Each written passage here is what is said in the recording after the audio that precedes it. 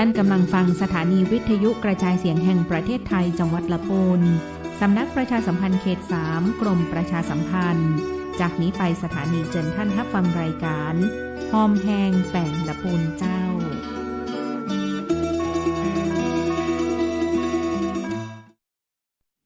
ครับสวัสดีครับท่านผู้ฟังที่เคารพครับก็กำลังฟังรายการหอมแหงแป่งละปูนนะครับ อันนี้ก็ขอต้อนรับกับท่านทั้งหลายเข้าสู่รายการนะครับก็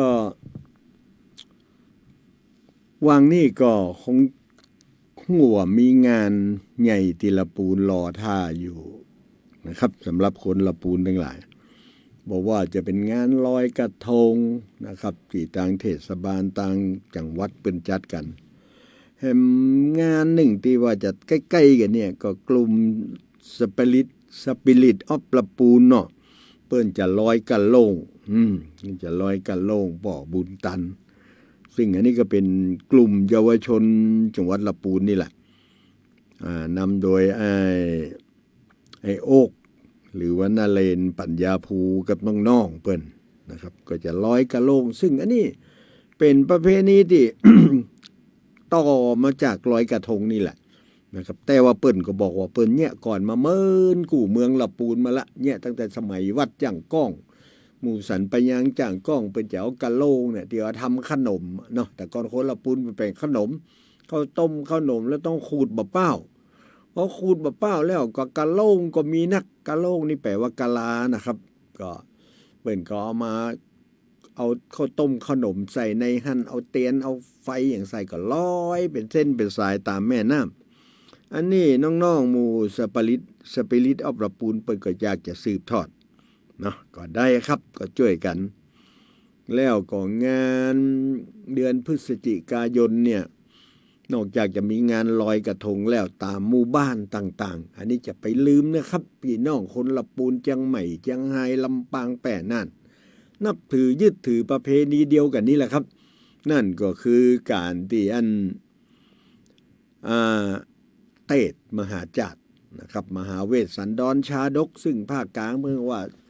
สวดโอเอวิหารลายพ่องสวดเวสสันดรพ่องอย่างเงี้ยเพื่อใส่จื่อกันต่างๆไปตั้งภาคอีสานเพื่อจะใช้คำว่าบุญพระเวทคำว่าเวทนี่มาจากคำว่าเวสสันดรนั่นนะครับบุญพระเวทบุญพระเวทซึ่งอันนี้ถือว่ามีสองนัยยะนะท่านผู้ฟังอันนี้ผมลองขยายและลองแหลกเปลี่ยนใครมีกำกึดเห็นว่าสอดคล้องกันหรือบ่หันตัวหรือว่าหันแตกต่างก็โทรมาได้นะครับ0535255666วันนี้ผมอยู่กับช่างลือชาคงละกำเดียวไปก็จะเปิดเพลงให้ฟังเนาะครับพอมาอู้ถึงเรื่องงี้เป็งเนี่ยหรือบุญพระเวทเนี่ยเวทสันดรเนี่ยก็จะเป็นบัจเจกาบ้านเฮานะครับเขมรเปิดก่อนเนี่ยลาวเปิดก่อนเนี่ยพม่าเปิดก่อนเนี่ยแล้วก็อินเดียศรีลังกานี่ก็คงเหมือนกันยกเว้นก็ถ้าจะเมืองจีนเมืองญี่ปุ่นซึ่งเป็นพุทธมหายานเนาะพุทธมหายานนี่เป็นบันเน้นเรื่องเรื่องบุญเรื่องอย่างสักตะใดครับแต่เปิ้นจะเน้นเรื่องความกตัญญูยากาขอบคุณครับเรื่องความกตัญญูเรื่องเอาใจใส่บิดามารดาเอาพ่ออุ้ยแม่ป้าอันนี้ก็อาจจะเป็นผลของนี่แหละมหายานนี่แหละถ้าเมื่อคนบ้านเฮาชอบตานกั่วเข้านะครับ การตานกั่วเข้าเนี่ยบางคนก็เอาไปตานคือพระพุทธเจ้าแต่จริงๆเนี่ยตานกั่วเข้าเนี่ยคือการแสดงความกตัญญูพอถึงเดือนจีปีใหม่วัน15ค่ำวันอย่างเปิ้นหันคนเฒ่าคนแก่ที่เคยบกไข่ไถนะแล้วก็ใส่สวนเนี่ยทิ้งสมบัติไว้ให้ลูกหลานเนี่ยแปลงหั่นแปลงนี่ไว้ให้ลูกหลานเนี่ยเพราะฉะนั้น15ค่ำผ่องงานอย่างใหญ่ๆเนี่ยตานกั่วเข้าครับบ่ใช่ตานทุกเจ้านะเปิ้นเอาไปตานให้ป่ออุ้ยป่อลุงที่อายุนักป่อแต่ว่ามันไหนๆก็ลงมือทำแล้วก็เอาไปตานวัดตัวเหียเพราะเฮาเป็นเจ้าพุทธเพราะฉะนั้นเนี่ยนะประเพณีตานกั่วเข้าเนี่ยก็เลยถูกยึดถือมาจนถึงบัดเดี๋ยวนี้ซึ่งภาคอื่นมันแน่ภาคอื่นเปิ้นก็ไปเลี้ยงอาหารพระทำบุญเลี้ยงพระไปแต่บ้านเฮาต้องแป่งขันเข้า นะครับซื้อบัดเดี๋ยวนี้บัดได้แปลงคันเข้าละกลัวเข้าละก็ซื้อเป็นถุงไปพอไปถึงวัดก็ไปวางแล้วก็ไปถวายพอถวายตุเจ้าแล้วก็เตใส่ถุงเตใส่อย่างนี้นะครับเอาละมีโทรศัพท์เข้ามาสายแรกถ้าจะได้รับฟังกันเห็นน้อยเนาะครับสวัสดีครับฮัลโหลครับสวัสดีครับฮัลโหลครับ เสียงบ่ได้ยินสกำเนาะ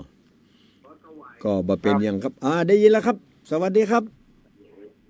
ครับอ๋ออันนี้จากเมืองลี่เนาะแหม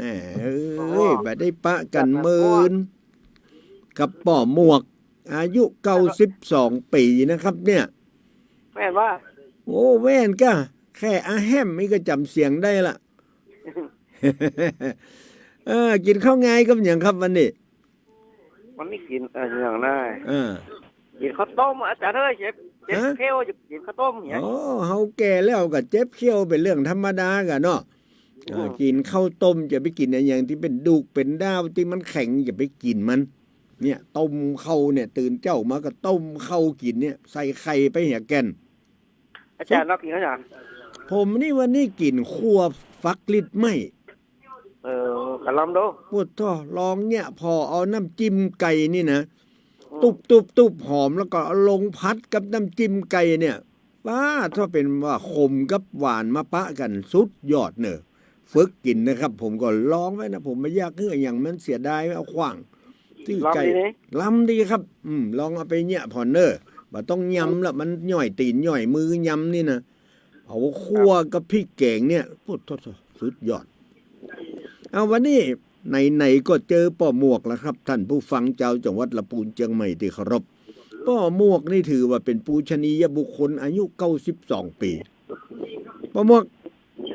ครับเล่าเรื่องเดือนยี่คือฟังน้อยแต่สมัยก่อนป้อหมวกน้อยๆเป็นละเอ็กละออนในเดือนยี่เป่งนี่เป็นเนี่ยอย่างกันพ่องเดือนยี่เป่งไงเราว่าเหรอคนบักก่อนโบราณเป็นเนี่ยอย่างกันนี่ยังลองว่าแล้วฮะเดือนยี่ลอยกระทงนี่เดือนยี่เฮาอู้ถึงลอยกระทงของเจ้าบ้านเฮาเนี่ยมันบอกมีอะไรไปวัดเล่าเรื่องนี้กันก็ไปวัดไปอย่างลิงเย็นเนี่ยก็เป็นไปวัดไปอย่างกันไหมไปวัดไปแย่อย่างพ่องที่วัดตานก็เข้าอีมีก็ครับมีแกไปตานก็เข้ามีแหมมีอย่างเนาะมีหมอเล่าข้าวเล่าอย่างนั้นเล่าก็เดี๋ยวกันถามอันนี้ให้กำกันใครฮู้ว่าตะกอนเนี่ยในวัดมันม่วนอะไรอย่างเดือนยี่เป่งเนี่ยมันมีอะไรอย่างม่วนพ่องบุญทำทานอะไรอย่างนั้นกันเดือนยี่เป่งนี่มันเล่นกับร้อยกระทงนี่ตะป้อนมันก็บ่มีเตี้ยนั่นก็ร้อยกระทงบ่จะหามีเตี้ยเฮามีอย่างก็ไปวัดไปกินไปตานไปฟังเทศฟังธรรมแล้วก็ฟังเทศฟังธรรมแล้วก็ละออนละเอ็กนี่มันจะไปม่วนจะได้ถ้าไปฟังเทศฟังธรรมบ่ได้เนี่ยละออนมันก็จะไปที่เป็นละอ่อนละเด็กมันคนจะบอกไปคนเฒ่าคนแก่นั้นนะคนละอ่อนมันแบบให้ปล่อยอย่างอาจารย์ละอ่อนมันก็ไปพอเปิดปล่อยกลมลอยกะเนาะเมื่อก่อนมันก็บอกให้มีไฟก็จิบอกไฟหรอบอกไฟนี่มีอยู่นั่นเอาล่ะจิบอกไฟเล่นกันแล้วกันในวิหารเปิ้นก็แปลงบอกไฟน้ำต้นจำบอกไฟน้ำต้นได้ก็บอกไฟน้ำต้นนี่เป็นบอกไฟน้อยๆแล้วก็เอาจิกลางวิหารครับจิกลางวิหารปล่อยกลมลอยจิบอกไฟครับฟังเทศมาจะเอาละวันนี้ปอหมวกมาแล้วจะเล่าข่าวคือฟังหนึ่งบทเพื่อคือท่านผู้ฟังได้ลื้อฟื้นข้าวยังมันจะเข้ากับรายการอาจารย์เอาอย่างกันได้เดือนนี้เป่งก่อได้ข้าวข้าวต้มข้าวหนมข้าวเรื่องบักเก่าเพื่อคือคนเฒ่าคนแก่เหมือนกันได้ฟังแล้วน้ำตาไหลพงกันข้าวอันนี้เนาะลองขึ้นพอแล้วเด็กมาม้อยบ่ มันหน้าหนาวแล้วนะเดี๋ยวเนี่ย อันนั้นมันข้าวบ่าวสาวเนาะ ไปเป็นอย่างบ่าวสาวเพื่อก็ต้องฟังกันเหรอ ข้าวเนี่ยก็เอาเข้าอนุรักษ์ป่าไม้แกเอา อ เข้า ก็ได้กะอนุรักษ์ป่าไม้อ่ะเอาละหน้านี่มันฝนตกแล้วไม่แล้วก็เดี๋ยวจะดีฟันให้ฟันสวนปล่อยควันพิษจะมาเอามาช่วยกันอนุรักษ์ป่าไม้ดีกว่าเนาะ อืม เอาเลยครับ ความแตกต่างระหว่างยุคกับ เออ วันพุกเนาะวันนี้เอาแหมยัง ครับ วันพุกก็มีแกบ่มีแก วันพูกก็มีแต่บ่ฮู้ว่าจะได้มาจัดก็เพราะบางเตื้อก็อัดเทปอีกอ่ะเอาวันนี้แน่นอน เอาป่าไม้ก่อนเนาะ เอาป่าไม้นี่ก่อนคนจะได้ฟังว่าอ๋อป่าไม้เนี่ยครับ คนอายุ92เพิ่นฮักอนุรักษ์ เอาอนุรักษ์ป่าไม้นะ ได้เลยครับได้เลยครับ เอาเลยเนาะ น่าจะม่วนหัวนะ บาเป็นยังครับเชิญเลยครับ เล่าไม่เอาเล่าจะละ ครับ โยตามันตากับนอกสันติเขารอบปูฟังตั้งหลายตัวกามอนน้อยจะขี้กะใหญ่ขอเล่าวันใหญ่เป็นใจเป็นถอย พี่น้องทั้งหลายยิ่งใจใหญ่น้อยลองมาฟังก่อยที่จันแตกเขตล้านนาไทยจะไม่ก่อนนั้นบ่อดอยากกันอันใดต้นไม้ใหญ่น้อยดงดอยไกลไก่ป่าดงพงไข่น้ำไหลบ่แห้งห้วยหนองคลองมึงฝนชึงเตรียมแทงยามเจ้ายามแรงม่วนล้ำมาบัดนี้นาอย่างมาชอกช้ำจิตใจเงียงความไว้สภาพก่อนนั้นนับวันเทียมหายเพราะคนทำลายป่าไม้ใหญ่น้อยคิดถึงเมื่อใดจิตใจเศร้าจ้อยทำลายเลี่ยนลอยก่อนนักแต่ก่อนนั่นนาสัตว์ป่าคือคักเลยดักเงียบพิงเย็นบ่อยน้ำห้วยยามแล้งก็แงงหมดจอยป่าไม้หมดดอยลดถอยเกียบเชียงหันแต่ก้อนหินดินชายเลื่อนเกียงต่อไม้ไล่เลียงใหญ่น้อยป่าไม้ดงตันนับวันเรียบร้อยแม้แต่ต้นน้อยยังฟันหมู่เฮาพี่น้องเฮาต้องช่วยกันพอป้อยทิ้งวันอย่าหันแก่ใดช่างลูกชนหลานวงวานเหนือใต้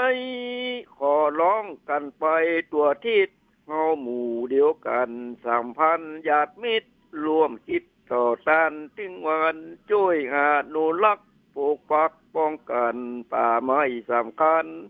พืชพันธุ์ใหญ่น้อยหมู่คนเมียงลุงเลียงเป่งปอยช่วยกันฮักจาดอยพ่องเนองานอื่นถูมไปหาได้ป่าเลิศบ่ลงคอยเงือไปดอยอย่าตัดต้นไม้เอาไว้ใจช่วยทำไรเลียนลอยอย่าปล่อยไฟไหม้ชอกเหตุจอกหอนจอกชนกดได้แต่ละวางไฟเอาไว้ป่าไม้ไฟสูนสัตว์ป่านานใช้ขอโปรดอย่าเลยทำลายฝนฟ้าจากแรงน้ำเฮงเหียดหายเหมือนทะเลทรายวุ่นวายปุ่นปีจะทำสันใดเป็นไปดังอีลองคิดดีพี่น้องโยป้าหนุ่มก่อนอ้อนวอนขอร้องแทนที่เกี่ยวข้องทุกคนอนุรักษ์ไว้ป่าไม้ไผ่สูนทั่วทุกตำบลทุกคนแห่งห้องอย่าทำนิ่งเฉยเมยเลิศเลยปกป้องช่วยกันป้าของเก่าจิคนมันจักใสวุ่นวายกว่านี้ ก่อนจากป่วนปีว่าไหวขอเชิญพี่น้องเปลี่ยนป้องทั้งหลายอย่านิ่งดูได้จักใส่เกินแก่ร่วมแรงแข่งขันช่วยกันลงแก่ร่วมกันดูแลป่าไม้ทำกันจริงจังมีหวังได้ใจวันหน้าคงได้สบายช่วยกันช่วยกันเลียเฟียทำพี่ลูกหลานแม่น้ำลำธารไหลผ่านเป็นเช่นพอไปทางใดอยากอยากไปเล่น อากาศลมเย็นม่วนล้ำหมู่เฮาด้านนาจูงมาช่วยกำรักษาเทียนธรรมลงดอย ป่าเมื่อยมีนักน้ำตกเป็นฝอยหน้าพอหน้ากอยเลือดลอยวันนา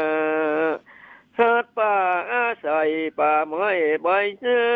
ปุ่งสกุลนาคือคักลับตานึกดูน่าดูยิ่งลัก บ้านหลวงทางร้านขอแนะนำสายรัดเข่าแบบ น่าดูน่าฮักอยากได้เลวไวอยากได้อย่างนี้บ่มีสูงใส่กันช่วยกันไปสมใจแม่นบันเพียรพยายามติดหน้าติดเป็นอย่าย้ำเนื้อติดเป็นคนคงมีจักวันแน่แตะมาเตะหมู่เฮาช่วยกันจนแปะช่วยกันแก่เร็วปันเริ่มแต่วันนี้คงมีสุขสันต์ชั่วนิดนิรันดร์ไปวันข้างหน้าเจริญลุงเลียงทั่วเมียงทั่วเลิกคงเขตล้านนาแห่งนี้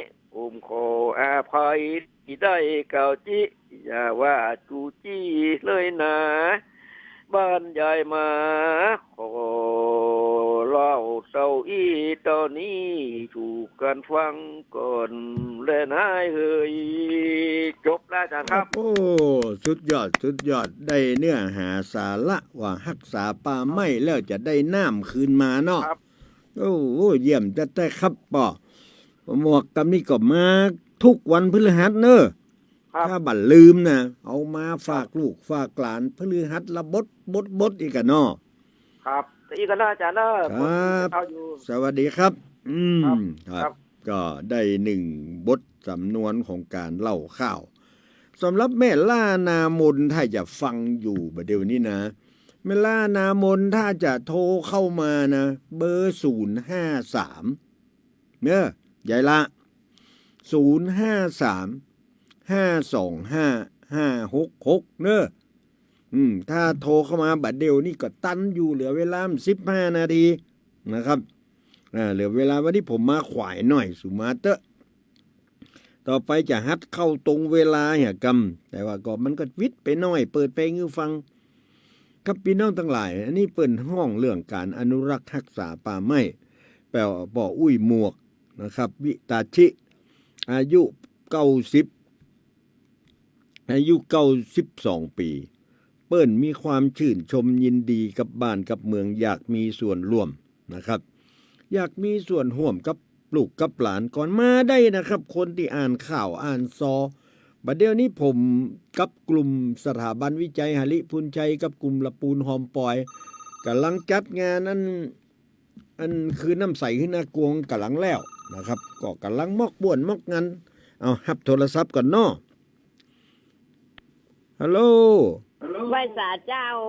ครับผม แคุณปปิตาเจ้านั่งฟังอยู่นี่เจ้า แม่อยู่ไหนก็ เป็นกำลังใจเนอะวันนี้นะบ้านกล้อง บ้านกล้องนี่บัดใดโอ้ยินดีกับครับๆ วันนี้เป็นกำลังใจเนอะอันขอบคุณป้านานนัก น่ะ อายุ92โอ้ได้นักแตะนักว่า แล้วก็เมื่อใดอีแม่จะมาอ่านข่าวด้วยกันพ่อง ข้าเจ้าอ่านมาได้เจ้า ก็แต่ชอบฟังเนาะ ตลอดเจ้า ครับ ยินดีครับขอขอบคุณในการให้กำลังใจ เป็นกำลังใจเนอะวันนี้นะครับ ขอบพระคุณครับ ค่ะ ครับพี่น้องบ้านกล้องนะครับ ได้เอิ้นมาว่ายินดีได้ยินข่าวอันนี้มันหาฟังยากนะพี่น้อง ผมก็เลยอยากจะเชิญชวนไผ่ที่ปอว่าจ้างเนี่ยมาเถอะรายการนี้ยินดีต้อนรับเพราะถือว่าเป็นการหอมแหงแป่งละปูนเขาแป่งบ้านแป่งเมืองประจำเป็นต้องเป็นเรื่องวัตถุอย่างเดียวบางเรื่องมันเป็นเรื่องวรรณกรรมเรื่องข้าวซอเรื่องจ้อยมันจ้อยกันได้หมดนะครับไผ่กึดอย่างได้ก็มาเปาะมาหอมกันคำว่าละปูนหอมปอยหรือหอมแหงแป่งละปูนเนี่ยมันหมายความว่ามีอันอย่างก็เอามาแบ่งกันเนาะมีอันอย่างก็มาเปาะมาหอมกันมีสลึงพึงบรรจบให้ครบบาทหากแม้นขาดสิ่งของต้องประสงค์เมื่อมีน้อยก็ใช้น้อยค่อยบรรจงถ้าหมดลงก็จะยากลำบากนานถ้ามันหมดไปเหี่ยเนี่ยจะใดเรื่องราวหมู่เนี้ยไปค้นไปหาปุ่นน่ะกะเยอรมันหมู่นี่ครับพ่อคนเยอรมันเป็นซื้อไปหมดแล้วครับเอ้าฮับตายแฮมกำถือว่าวันนี้ม่วนงันกันให้กำก็แล้วกันครับ สวัสดีครับแฮมก่อนก็ได้จากทางใดจ๋าแต่ก่อนประกอบแปลงเจดีย์ทรายน่ะนี่มันนี่เป็นแปลงเจดีย์ทรายแล้วเนี่ยยังแฮมครับว่าเหรอทรายมาก่อเจดีย์แปลงเจดีย์อยู่น้ำโตโหนั่นเอาไปโตโหมันเอาเจดีย์มาทรายมาก่อหน้าประตูบ้านไผ่บ้านมันอันนี้เหมาะแต่ละแล้วก็เอาดอกไม้มาปักไอ้จีเต้เนี่ยกับคำมาก็จีเต้นี่พอเอาแปลงเจดีย์แล้วก็แปลงโกมซอลอเอามาติดประดับดอกไม้เอาเตียนมาใส่เอาไว้ปักมูลปักหิมโหบ้านนาบ้านไผ่นาบ้านมันอะไรนั่นก็แล้วทุกบ้านก็จะมีแสงไฟเหื่อไว้เนาะเหื่องามแต่อันนี้คือยี่เป็งแตะเนาะบาดเดียวบาใครเนี่ยกันและตั้งปลาซางนี่หันอยู่พ่อพี่พ่ออยู่บ้านหยังตะขอน้อยเพียกันนั่นถูกต้องแล้วฉางการน้อยบ้านปงบ้านแม่แหงบ้านดอนหลวงบ้านอย่างมันเนี่ยโอ้เปิ่นมีกันยินดีนะครับแล้วปีนี้สังขน้อยจะมีเตดมหาจาดเวสสันดรก็จ๊ะนี่ก็มูนึงผมได้เมื่อวัดจะไรมื้อน่ะนี่ครับมาเป็นหยังอูกันเอียดีอายุตาใดแล้วครับปีเนี้ยผมก็ปีนี้ผมก็กำลังยำเลข8มา10เดือนเนี่ยดูเลข8มา10เดือนคือกำลังใจเด้อครับกินข้าวล้ำอยู่เนาะกินข้าวล้ำอยู่เนาะข้าวนี้ล้ำอยู่อันนั้นก็เด็ดเป็นผู้ป่วยติดหวานติดเตียงไปแล้วเป็นผู้ป่วยติดเตียงแล้วมีลูกหลานพ่ออยู่ห้องเนาะมีครับชื่ออีป้อยังก็ช่วยว่ามกำเดอะป้อยังก็ป้อนะป้อนะลุงนะลุงนะและนามสกุลใจทันป้อนะป้ออุ้ยนะใจทันนะครับบ้านฉางข้าวน้อยโทรเข้ามาแล้วมาเล่าเรื่องตอนนี้เป็นฟังว่าเปิ้นแปลงเจดีไซน์น้อยๆไว้หน้าบ้านเนาะไปลืมบอกลูกหลานเนี่ยสู้เขาแปลงเนี่ยอีกอ่ะจะไปละไปทิ้งเด้อเนี่ยเป็นสมบัติคนบ้านเฮาอีกอ่ะแต่ก่อนก็ปักกบสลอกันมาอยู่ที่นั่นนู้นเมื่อก่อนหน้าบ้านให้หน้าบ้านพังมาก็ปักกันน่ะก็นั่นนะครับอันนี้แหละโกมแสนดวงนี่ก็มากำลุนก็ดังมากำลุนดังกว่าบัดเดี๋ยวนี้ลำปูนเป็นเอาโกมเนี่ยซอลอเนี่ยมาประดับกันตึงเมืองเลยหรอปะครับยินดีเนอะมีโกมแขวนกันเนี่ยเป็นเนี่ยแม่นเป็นมีโกมแขวนกันพ่อว่างก็ให้ลูกหลานป้ามาส่งป้ามาแอวเนอะถ้าจะมายากให้ละฟังเขาเล่าก็แล้วกันเมื่อลูกฟังวิทยุเนอะวันหลังผมจะมาเล่าฟังว่ามันมีโกมสักกี่แก่นเนาะเดี๋ยวนี้เพิ่นใส่แสนแก่นกันเนี่ยฮะครับหลานผมไปก็มาเล่าฟังดีละมีหลานไปหลานก็ปิกมาเล่าฟังโอ้หลานเนี่ยมาดีล่ำเหลือเนาะเนี่ยมีลูกมีหลานนี่ถึงดีเนาะเอาละครับยินดีเนอะป้อนะเนอะครับสาธุขอบพระคุณครับสวัสดีครับสวัสดีครับนี่ป้อนะแม่ล่านามนนี่เปิ่นโทรมา 2-3 เตือก็บ่ได้รับแล้วเปิ่นก็โทรเข้ามือถือเดี๋ยวผมจะลองก่อนเนอะ เอ็นดูเปิ้นก็อายุ80ปลายแล้วก็ใครมีส่วนร่วมนะครับกับวันลูกกับหลานเอาถึงเนี่ยจะใดดีคือเปิ้นได้มีส่วนร่วมนะครับคำเดียวผมจะลองโทรไปหาเปิ้นก็ได้เนาะแม่ล่านามนนะครับป้อยังได้วางโทรศัพท์แล้วเนาะป้อเนาะป้อนะเดี๋ยวก่อนเด้ออ้าวใจเย็นๆนะครับโอ้มีแหมคนจากเมืองลี่เหมือนกันครับตายป้อสิงห์สวัสดีครับฮะอาจารย์ที่ไหนผมจัดวิทยุอยู่ประเดี๋ยวเนี่ยครับป้อสิงห์อันนี้อายุปีนี้อายุเท่าใดแล้วครับเนี่ยก็สิบสายฮะ89โอ้ก็หิม90เนาะวันนี้กินข้าวไงครับอย่างครับวันเนี้ยน้ำพริกจีกุ้งปาดทอดสุดยอดแล้วก็น้ำพริกจีกุ้งเนี่ยแล้วไผไปคุดก็ว่าซื้อเขามาขายครับตัวตะฮือประเดี๋ยวเนี่ย2 บาทนี่ราคาเศรษฐกิจบ้านเฮานะจิกุ้งตัว2 บาทเด้อที่เมืองลี่นะครับแล้วเอามาตำน้ำพริกวันนี้ผมกินข้าวกับคั่วพักลิดไม่แล้วได้ยินเสียงปุ๊บเข้าทำรายการแล้วอย่างนะฮะ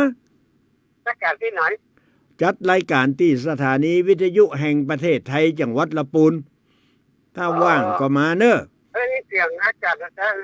นั่นนะครับพอได้ยินเสียงก็ฟังโทรมาเลยเนาะครับผมครับขอบพระคุณเนอะวันนี้เวลาจะหมดแล้วปอสิงห์ครับขอบพระคุณครับอันนี้ก็อยู่บ้านปูนนะครับบ้านไห่ตางที่เข้าไปอำเภอตงหัวจ้างนะครับเข้าไปสักกิโลบ้านเป็นอยู่หั่นครับพี่น้องทั้งหลายวันนี้รายการเฮาก็เดินทางมาถึงตังปิดตังป่ายแล้วก็ฝากพี่น้องว่าเดือนยี่เป็งเนี่ยโกมแสนดวงเนี่ยแต่เป็นประเพณีเก่าดั้งเดิมบ่ใจมาคิดเอาปีนี้ปีหน้าเพียงแต่ว่าตะกอนน่ะเปิ้นแปลงเจดีย์ทรายหน้าบ้านและทุกคนก็ก่อเจดีย์ทรายนอกศอกป่ายเนี่ยแล้วก็ดอกไม้มาปักเอาโกมซ้อล้อเอาเตียนเนี่ยมาปักพอถึงแมลงมา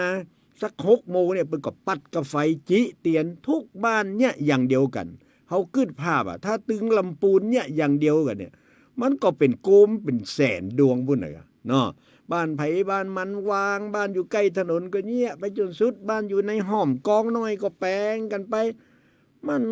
เป็นสุดยอดของประเพณีแต่ว่าคนที่เปิ้นมาจัดเนี่ยเปิ้นบ่ใครฮู้เปิ้นมาคิดแบบว่าจะเอาคนมาแอวแต่พอเอาคนมาแอวเปิ้นก็ลืมจารีตหีดห้อยอันเดิมไปพอลืมจารีตหีดห้อยอันเดิมเปิ้นก็เนี่ยแบบของเปิ้นเอาม่วนนะครับแต่ถ้าจะเอาอย่างความกตัญญูต่อแม่น้ำความกตัญญูต่อพระอย่างก็จุฬาพระเกศแก้วจุฬามณีเนี่ยเปิ้นก็เอาปล่อยโคมลอยขึ้นฟ้าไปถ้าจะเอาไปบูชามหาสมุทรกงกาเปิ้นก็ก่อเจดีย์ทรายแล้วก็จุดเตียนก็ตะอี้แหละนี่คือประเพณีแต่ว่าบ่ใครเล่าพอคนบ่ใครเล่าก็เข้าใจว่ามันลอยกระทงรู้นี่มันก็เลยกลายเป็นลอยกระทงด้วยกันปะตกปะเสียงครับวันนี้รายการหอมแหงแป่งละปูนโดยผมนพพร ยินลงต้องขอลำลาท่านผู้ฟังไปก่อนผมกับคุณลือชาคงและกำก็มีโอกาสวันพัดวันศุกร์ก็มาจัดให้พ่อแม่พี่น้องฟังครับสำหรับวันนี้ต้องลำลาไปด้วยเวลาเพียงเท่านี้นะครับสวัสดีครับตราสารนี่จะถือว่าปลอดภัยไหมก็อยู่ในระดับกลาง